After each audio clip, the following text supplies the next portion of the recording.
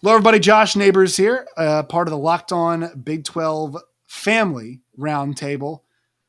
John Williams, Stephen Simcox, Jake Hatch, part two of our show that we're doing. We're discussing tonight Oklahoma and Texas.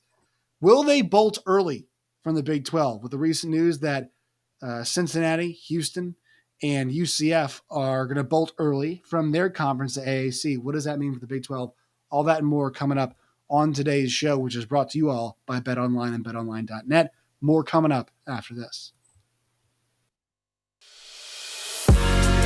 You are Locked On Big 12, your daily podcast on the Big 12 Conference, part of the Locked On Podcast Network, your team every day. I'm Josh Neighbors, the host of Locked On Big 12. If you're watching on YouTube, to my left, it is John Williams, the host of Locked On Sooners. Below him, it is Stephen Simcox, the host of Locked On Horned Frogs. And to his right, it's Jake Hatch. He is the host of Locked On Cougars. All right, guys, so we got news today from Brett McMurphy. It was really funny. The last piece of news that we got on conference realignment came from John Rothstein at FanDuel. And now I'm going to read you all an article from Brett McMurphy over at the Action Network. So it's great to see the gambling sites are getting in and hiring really reputable reporters.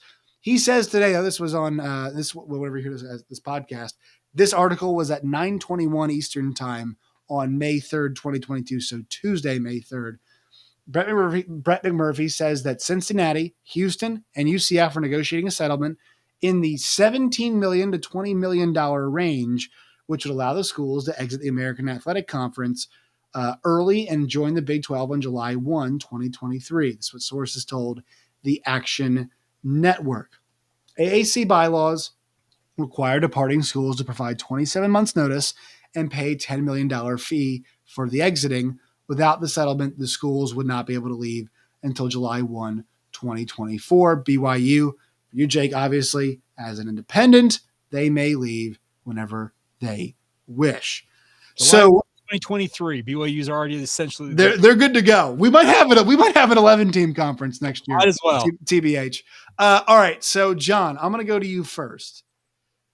As somebody who covers the Sooners, did this news kind of make you think first off, hey, all right, these teams are leaving early. Is there a chance that OU bolts early for the SEC and Texas as well? Yeah, I mean, I thought there was a chance that they were going to bolt early even before the AAC became a part of the conversation. You know, once the news was first announced last summer that Oklahoma and Texas were joining the SEC, I thought maybe 2023, 2024 would be their exit window. At the same time, Joseph Harrah's the president and Joe Castiglione, the athletic director, have continuously said 2025 is when they're going to go. They're going to stay throughout the grant of rights deal. But it's hard to imagine them lingering on until 2025. I still have this feeling that they're going to go earlier than that. The non-conference schedule for them kind of sets up well for them to be able to do that. They played Georgia in 2023 as part of non-con and Tennessee in 2024. So if they were to jump to the SEC in either of those 2 years, it doesn't really affect their non-conference schedule all that much because the SEC could just factor in those already previously scheduled games into whatever would be their SEC conference schedule that year. So it's hard to say. I mean, I know Texas, fans believe that they're ready to go. They've got the buyout money already. People think Oklahoma's broke and poor for some reason and can't. But, I mean, it's just a matter of, do they want to spend the money to exit early? I'm not sure. That's where I'll sit. I think a lot of people believe that they'll leave early. I don't know. All the words coming out of Norman is that they're going to stay. But we've seen them say things and not kind of necessarily follow through on those things. And it could just be negotiation tactics like, hey, we're going to keep this quiet while we negotiate a buyout. Until we have that, we're not going to say anything. Brent Venables has talked recently about how the SEC is always on his mind. Like daily, he thinks about the SEC. So to me, either he's just like someone who's really, has a lot of foresight. It's a very funny visualization. Yeah. He's in the office like, I'm thinking about Missouri today. He's got the Wolverine picture and he's right. Exactly. SEC logo. And so I think maybe he's either just, planning ahead. He's really got a lot of future planning going on, or he's anticipating a quick move here in the next couple of years.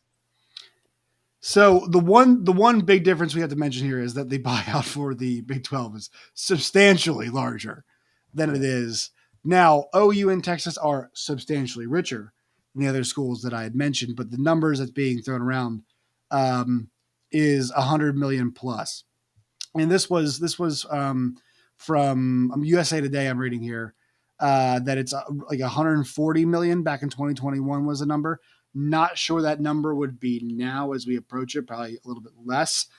But Steven, as somebody who covers a team that is still in the Big 12, and as we're now having these conversations about what the new Big 12 will look like, do you want to say good riddance to Texas and OU? Do you just kind of want it out of the way and gone? Or do you want them to hang around for what could be a really potentially fun 14-team league with 2 17 divisions? Man, it's tough because I love my guy John up there, and I don't want to lose him. I mean, I think like if you're gone, you're gone, right? Like I'm not even tripping too much about the money. I understand a lot of people that are saying in the Big 12 are like, no, make them pay the buyout. I mean, it's not going to my bank account, so I don't really care. But if you want to be out of here, get out of here. I mean, Brett Venables does sort of weird comment. That's a good note, though, John. I didn't realize he was thinking about the SEC every day. I guess he has like Paul Feinbaum collars as an alarm clock or something. But that sort of tells me maybe he has an inside scoop here. I don't really see what the benefit would be of them sitting around. I don't know. It's kind of like we were talking about movies earlier, like The Breakup with Vince Vaughn and Jennifer Aniston. Like, are we just going to live in the same house for a while here together, even though we know this is not going to work? I don't feel like it would be I don't think it'd be super awkward if they did. Like, I think it makes for a fun atmosphere when those two teams travel, to other locations. And I mean, man, some of those matchups would be really tasty. Like, I want to see Oklahoma and Texas play Cincinnati or BYU. But ultimately, like, if they're itching to go to the SEC, then yeah, move on. I think the Big 12 is still in a good position, a strong position. And I also believe if once they move out, then it allows the flexibility to talk about adding more teams if that is the way they want to move forward. And the Big 12 has more, autonomy to do that.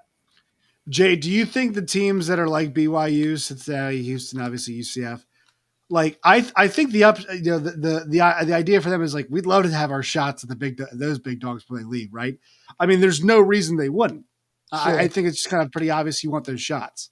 Well, and that's the thing is you want the cachet of taking on those guys. That's the thing about it. If you're BYU, you've had a pretty rich history of beating Texas. Let's be honest, of recent matchups. Obviously, Taysom Hill, and then Oklahoma. They've had some interesting games against the Sooners in their history as well. So they would like to have a crack at either of those teams before they ultimately bolt the conference. But I think BYU's understanding that regardless of whatever happens, they're just happy to be a member of the Power Five. They went independent to ultimately make this move. They've spent a decade being an independent program, building schedules from scratch with the hope that this would pay off. So yes, if Oklahoma and Texas bolt before BYU gets there, so be it. They would have liked to have had a chance to play them once again, I'm sure, as conference mates, but even so, the Cougars, they're just excited to finally be on the inside of that exclusive club. Yeah, I think that's the thing too. It's like, and everybody's happy to be there, but also as a part of being there, it's like, why wouldn't you want to just take a shot? You know what I mean? You want to crack at them, absolutely, because it's one of those games that gets national TV attention. It's a big name team, more eyeballs are on it. You want all of that, right? And I think also the Big 12 would, as a conference, would want all of their teams to get that crack. And obviously, I think they like their chances to win at least a few of those games, right? To be like, all right, we have brands that can, that can. I'm actually, I want to mention this too. Not sure if you guys saw this, but the team, I think Cincinnati was third in terms of players drafted in this past week, which was really awesome to see. So that's just a note there. But yeah, this kind of gets to a big conversation that's happening right now about how this conference will be divided. And I had a full show about it today, about divisions or no divisions, how it should be done. With OU and Texas and whether it's on hold or not. I just want to get your all's thoughts on the divisions versus non-divisions conversation. John, I'll go to you first. The Big 12 has the luxury right now of having just 10 teams. So when you go with non-divisions, you have to go with non-divisions basically. But you get a non-conference game schedule where you play everybody, right? So you end up getting your two best teams. Now with 12 or 14, just from an OU perspective, if they're still in the Big 12, what would you want to see? And when they go to the SEC, what do you want to see? Do you want to see divisions, or do you want to see no divisions? Everybody plays as many teams as they can, I guess, and you pick the best two. I mean, divisions fits my sports worldview a little bit better ever since I was a kid, watching the Major League Baseball and AL West and all that. It kind of makes sense, but they all play each other. They all play at least one series against each other. I like the idea of no divisions in the sense that it is going to be able to pit the two best teams. The article that we're kind of referencing is that the NCAA is looking at removing the division requirement to have a conference championship game. They're going to just allow the conference to pit the two top ranked teams against each other for their conference championship game. And to me, that's really intriguing because there are years where, say, in the SEC West, it would have been LSU and Alabama would have been the two best teams in the conference that would have gotten to face off against one another for a chance to go to the college football playoff for the national championship.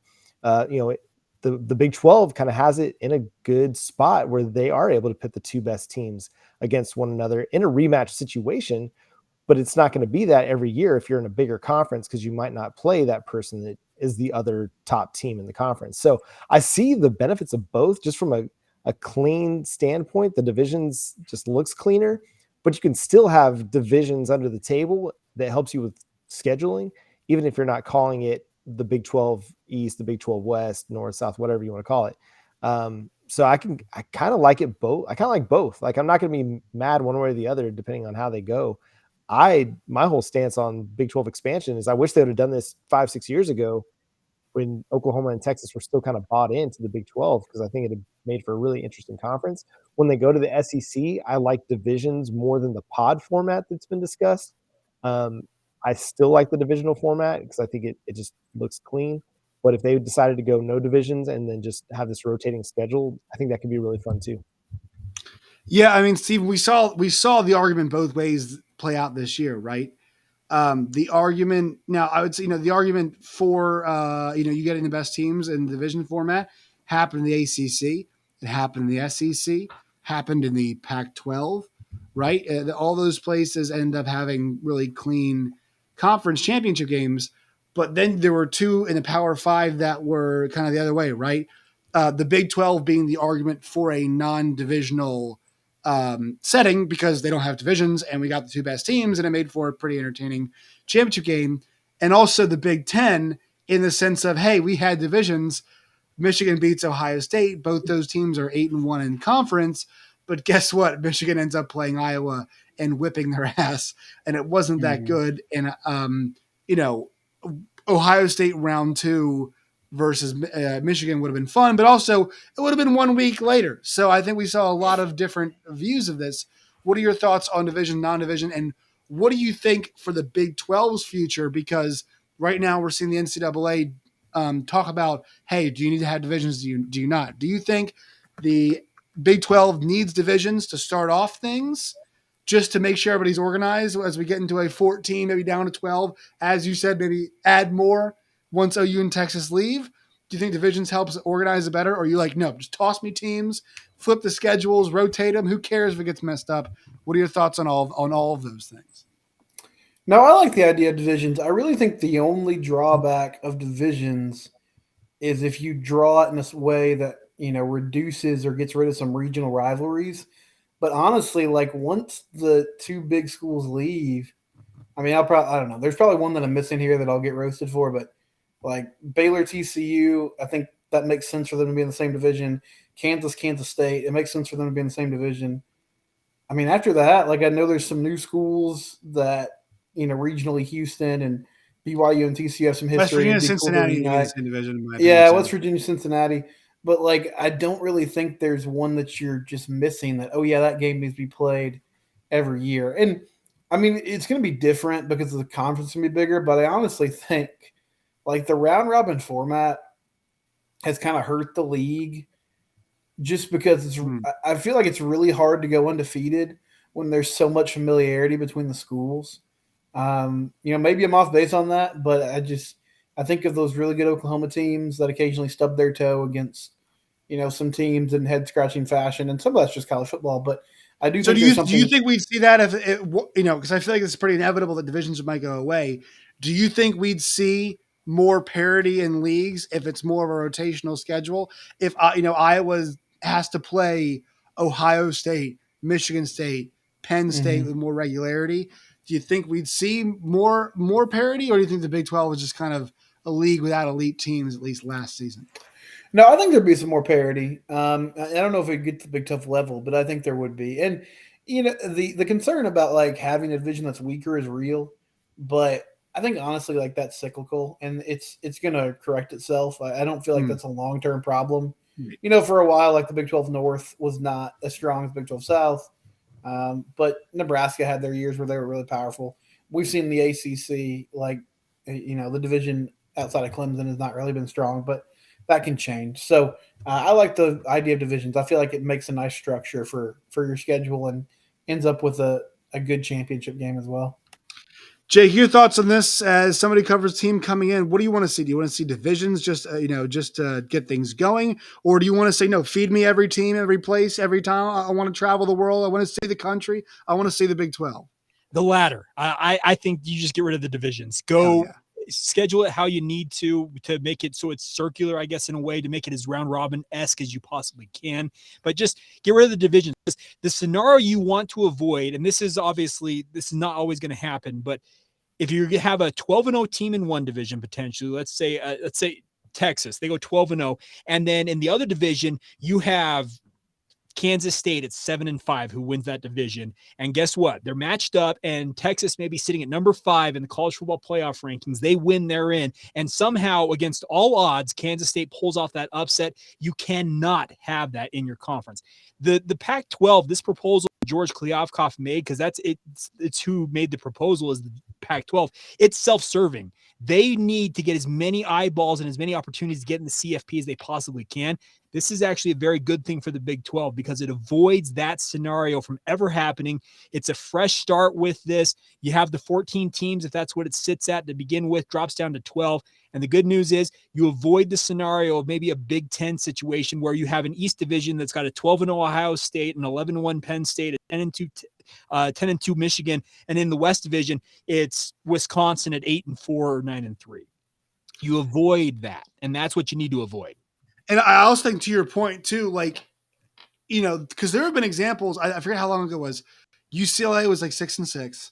Yep. Georgia Tech one year was like a 6-6. The University of Utah, it was their second year in the Pac-12. Had they won the final day against Colorado, Utah would have played in the Pac-12 title game as a 6-6 team. They lost to the Buffaloes to drop to 5-7. That allowed UCLA with USC on probation to jump into that spot. And kind of on the flip side of what you mentioned, like, all right, Texas number 5 in the country. Let's just say they're 12-1, 11-1. How quality of a win is that, right? Sure, it's conference title game, Yes. but how good is the win if we're beating 7-5? And now it could work against you. Like this year, you have two great teams playing, and damn it, Baylor, damn it, if you did not suck against Chandler Morris and TCU, we probably wouldn't be having this conversation right now. You probably would have been in the college football playoff. Damn you, Steven, damn you. But it also works that way too. But I think that's more compelling, right? I think it's more compelling when you have Oklahoma State play Baylor as opposed to a Texas, Kansas situation, or Oregon, UCLA. You can protect rivalries. I'm all for BYU and Baylor becoming rivals in the new Big 12 because they're both religious private universities. You protect that rivalry, make it an annual thing. You can protect the Sunflower State. You can protect the Kansas and Kansas State game every year. You have those sacrosanct rivalry games intact, but the rest of the games, it's a free-for-all. You're kind of rotating through that every so often, and you play every team and you switch home and away. And I just like the round robin nature of it all. All right, quick word from our sponsors. Today's show is brought to you by our friends at BetOnline and BetOnline.net. You guys go to BetOnline today. NHL playoffs, NBA playoffs, which are happening right now. Memphis up 8 as we're recording this. The Capitals got a big win tonight over the Florida Panthers. Huge win for the Caps. You can bet on all this stuff at BetOnline and BetOnline.net today. F1 in Miami this week, NASCAR, wherever the hell those rednecks are going, right, Steven? Toothless Mountain people, wherever they're headed. You can bet on that. All right, you're up to the NASCAR people. That's a Hornets. I was a NASCAR race last week. Hey, I God love NASCAR people. I'm occasionally one of you all. UFC, Bellator, boxing, great boxing events this weekend over the course of the weekend as well. All that stuff at BetOnline and BetOnline.net. Unbelievable props for things like the NFL draft too. So go there today. BetOnline. It's where the game starts. All right. Any final thoughts on the divisional stuff? I know kind of where we want to see it go with the Big 12. Or are we just kind of indifferent? Now, I think the one place where I wouldn't be indifferent, get your all's thoughts on this, would be with Texas and Oklahoma. If they maintain, if they stay, I would want a situation, if I was a Big 12 team, if I was you, Steven, TCU, I would want them in the same division. The Big 12 we mentioned this before, they cannot afford OU and Texas the opportunity to play each other in a Big 12 title game the year before they leave. Steven, do you agree? Yeah, I agree with that. I mean, is it kind of petty? Sure. But, like, you do have to protect that. It's protecting your conference. It is. And you don't want them on the biggest stage playing each other. I mean, that requires Texas to be competent, which is something they haven't done a bit. But it wasn't that long ago that they played each other at AT&T Stadium. So, I think you got to keep them out. It's like a wrestling match where it's triple threat and you want to protect the champion. So you have one guy pin the other guy and the champion doesn't get pinned. That's what you got to do. That's exactly what you got to do. Jake, as somebody who's coming to the Big 12, I'm sure you wouldn't want to see the first year of the two teams going out either. No, and that's the kind of the downside to all this is you could have a lame duck Big 12 championship game, and that would yuck. You want to avoid that, but just you got to expect that Texas. I keep seeing these FPI numbers; they're top 5 in the country. I'm just sitting there like, are you kidding me? Like, what has Texas done here that it's going to prove anything? And by the way, Sark, look at his career record. The dude never goes above 8-5. So I don't know. But you have to avoid that. If you can avoid it at all costs. John, even as somebody who covers OU, would you want to avoid that? I mean, I like the idea of keeping them in the division. To the conference on the way out the door, huh? Nah, I like the idea of keeping them in the division because it creates another sense of urgency for that game, for the Red River Showdown. Like, this is going to have Big 12 championship implications on who gets to go to the game. I like keeping that part of the regular season. And yeah, Texas's FPI, that I feel like that's only weighted because of Alabama on the schedule. Like, that strength of schedule is really high. That's the only thing that's got them up there. But yeah, let's keep them in the same division. Keep it simple. I know it kind of messes things up when you have to realign after they leave or after Oklahoma and Texas leave. But just for the simplicity of it, keeping the game easy to schedule. If they're both in the conference in 2023 and 2024, you're not having to figure out, okay, home and homes with the intra-division schedule. Just leave them in the same division. Make it simple. Boomer Sooner. All right, final thing here. So we talked about this in the last one, and make sure we get this in here. We talked about NIL, and I did want to, do 50 minutes on NIL in the last episode, so we're going to spread it out just a little bit here. But a lot of negativity, a lot of hand-wringing. I want to go here, your biggest issue, and a fix for the issue that you present if you do that, all right? John, I know you mentioned that you had a big issue you wanted to share earlier. So share your big issue and share your fix for it. We're positive here, looking for change. We're stepping into the new era, and we're embracing it. Yeah. So my big issue is the one that we kind of touched on in the first part of the roundtable, and that's boosters, anybody really contacting a player that's not in the transfer portal. I think if the kid wants to transfer, absolutely put your name in the portal, then start fielding offers, looking at your next destination. That's one thing. But for a kid to be sitting at home playing Xbox, and then getting a DM from, Lincoln Riley's ghost handle, then I don't know. Yeah, to me, that bothers me a little bit. And I think I don't know what the fix is for that, except just a lot of NCAA investigation and maybe some self-reporting. Like, hey, if you're getting contacted by somebody and you're in the transfer portal, let us know about it. I don't know what the fix is for that, but that, to me, that's the biggest issue, because somebody might be really, really happy where they're at. And then all of a sudden this message comes in and now they're not so sure. The NCAA should pay kids to rat on the boosters. There you go. What is that, Crime Busters? They've got a ton of money in reserve thanks to the NCAA tournament. Why not just be like, hey, Yeah. 10K per round. Jordan Addison, we'll give you 50K right now if you show us everybody who came to you. 50K, 10K per.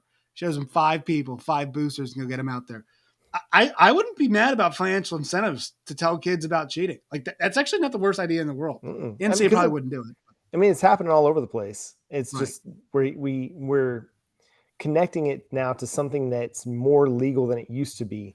And so it has this real nebulous place right now in college sports where we're having to decide, is it cheating? 10 months ago, that was cheating. Like you couldn't Right. offer kids $3 million to come play for your school.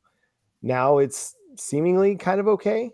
And I'd just like to see them get back to, okay, what is name, image, and likeness actually mean? And like get back to the heart of it. Kids being able to make some money doing sponsorship deals, not collectives just coming in and throwing a wad of cash at a guy, be like, hey, come play for our school. And yeah, maybe we'll do some stuff. Steven, your big problem, your big fix. Yeah, I mean, mine is tampering as well, and just the idea of bigger schools kind of poaching smaller school players. But I don't have a great fix for it. I mean, salary cap I think is an option, but then you're talking about collective bargaining, and that's a whole can of worms in itself. I would say just some sort of timetable, and I know people can work around this, but like, hey, you can contact these players. You can't contact the players until they hit the portal, and there's this set date where you can enter the portal. That's when you get contacted, and then that's the process to transfer schools. I know that wouldn't completely eradicate it, but maybe that would deter some folks from at least waiting until guys are deciding to leave the school before contacting them. Big problem, big fix for you, Mr. Hatch. I'm kind of going to echo what John's talking about. You've got to rein this in at some level. And yeah, if it needs to be an anonymous hotline that a student athlete calls.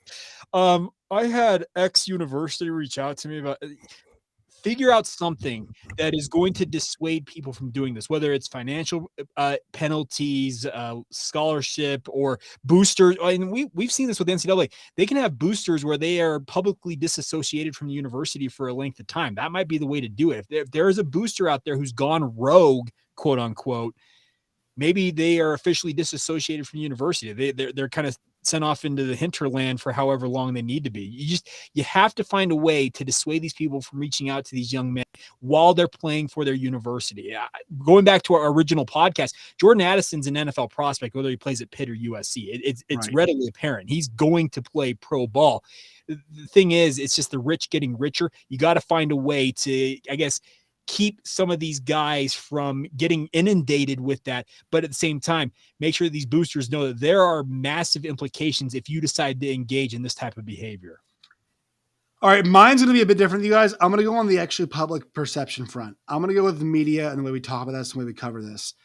I would encourage the people who have the means to do so, so the upper echelon of college ball media, to have on current players, have on people involved in this to explain how this process works. Not the under the table stuff, but like the legal stuff, because there is such a negative stigma about NIL in general right now. And stories like Jordan Addison make it even worse. And so I think it's about time that we start changing the narrative and talk about, oh my God. Like I'm sure, did you guys see the Aaron Taylor video the other day about him in his car talking about the decay and everything that's wrong? There's a little bit of hopefulness in it, but also it's like, I'm not sure how many times I've heard former players or guys who played recently just to be like, wow, I mean, what are we doing? Where are we at? All right, like do something about it. Talk to people who are currently there, because I think the number one problem we have right now with people who are just fans is there's a lack of understanding how the actual process works. All right. I think if everybody understood how a NIL deal was formed and have a basis for understanding, okay, how could the rules be broken outside of that? I think everybody thinks right now it's just like, it's willing. It's the term that we always throw around, the Wild West. I would encourage those in power in the media, at least right now, to make sure that the listeners, the readers, whatever, get a better understanding of how this stuff works. Mostly radio hosts, I would say, on that, and podcast people, but a better understanding of how this stuff works, so we can all start to figure out solutions. Because I think the number one problem is we don't know how this stuff works. All right, that'll do it for this version of the Locked On Big 12, Locked On Sooners, Locked On TCU, Locked On Horned Frogs, and Locked On Cougars Roundtable. John Williams, plug your work in all of its variety and where people find you. Yeah, you can follow me on Twitter at John9Williams, where I'm currently arguing with Dallas Cowboys fans about how terrible their draft was. I mean, not really. I mean, it was just kind of average. But you can also find my Sooners coverage over on Locked On Sooners on Twitter and on Facebook. Follow the show on YouTube or wherever you get your podcasts. You can also read my work covering the Sooners over at the Sooners Wire. Steven. Yeah, Tyler Smith. That was certainly a selection. I'm at Simcox Steven on Twitter.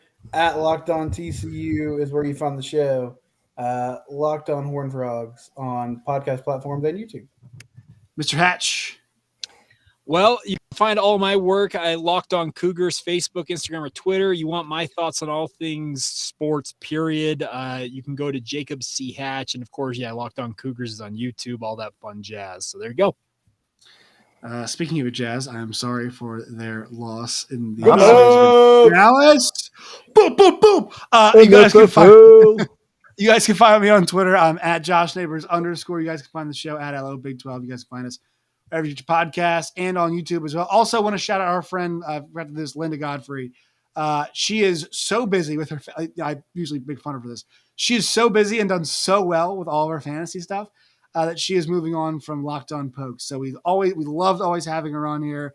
We're going to miss her very much, very dearly. She'll be back periodically, but she is on doing fantasy stuff. So follow her on Twitter at Lindellians if you are into that kind of thing. I am not, but if you are, go ahead and follow that. All right.